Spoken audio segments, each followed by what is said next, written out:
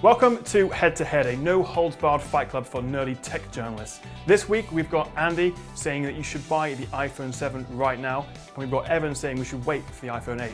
Andy, you've got 30 seconds on the clock to convince me why I should buy an iPhone 7 right now. Go. Well, let's face it, most of the guys who are thinking about upgrading right now are probably going to own an iPhone 6 or perhaps even an iPhone 5S or something like that. And for them, the iPhone 7 is an obvious upgrade. It's a serious improvement, particularly over the 6 and the 5S. You've got double the amount of RAM on the 7 and you've got 3 gigabytes on the 7 Plus, which I think is a really huge difference. If you use them a lot, you'll notice the difference in performance. The camera is vastly improved. You've now got OIS on the iPhone 7. 5 seconds. And just general, much better low light performance. And why wait when you don't know really what's coming up? Okay, why wait? Well, Evan, tell us. You've got 30 seconds to tell me why I should wait for the iPhone 8. Okay. Well, for a start, I almost fell asleep then. Yeah, it's a bit faster, the camera's a bit better, brilliant. Yeah, look, it's got the same design as the iPhone 6, so you've got something that looks pretty much the same. Yes, it's got some iterative improvements, which is the sort of thing that we get to know. But this feels a bit like an iPhone 6S and a bit. So what I say is wait for the iPhone 8. It's 10 years since the first iPhone launched. Apple are going to be planning something massive, and it's going to be a really interesting product. Wait until the iPhone 8. Okay. If someone doesn't own an iPhone at the moment, which one are you going to recommend to them? The full fat 600 quid iPhone 7 or perhaps the new discounted 6S? I'd go for the 7. I mean, fundamentally, the discounts on 6S isn't that significant.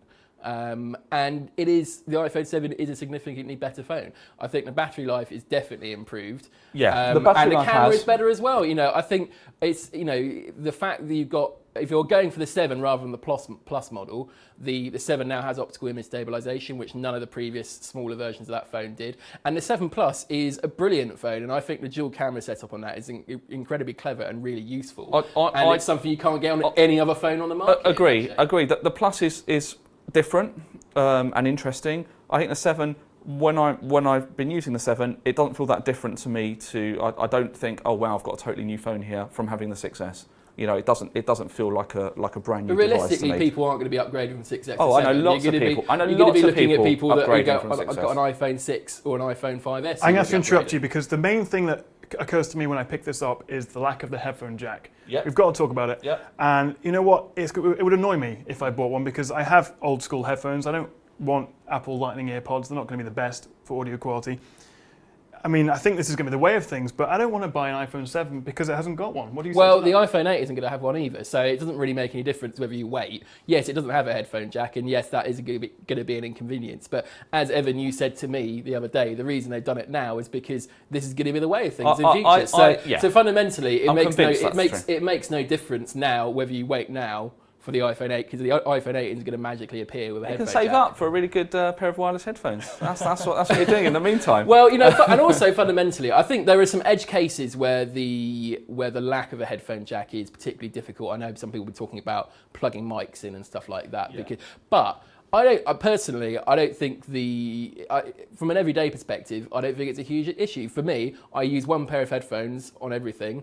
I would just leave the adapter plugged into the end of my headphones, just like you would, and it just becomes a very small extension to your already existing headphones. I haven't found it an issue at all, really. I've been using it now for the last 5 or 6 days, and it's not been a huge issue for me.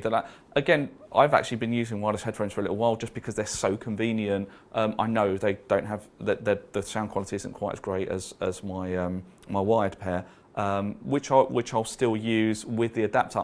I'm sure the adapter will go missing. It's a little thing, regardless of whether it's plugged into your headphones. I think that's going to go missing at some point. You're going to have to pay however much it does cost, which is probably more than it should. Fundamentally, Andy, the difference is here, I'm sure you'll agree, is the home button.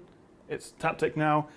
The antennas have moved slightly. The camera's a bit better. It's a little bit faster.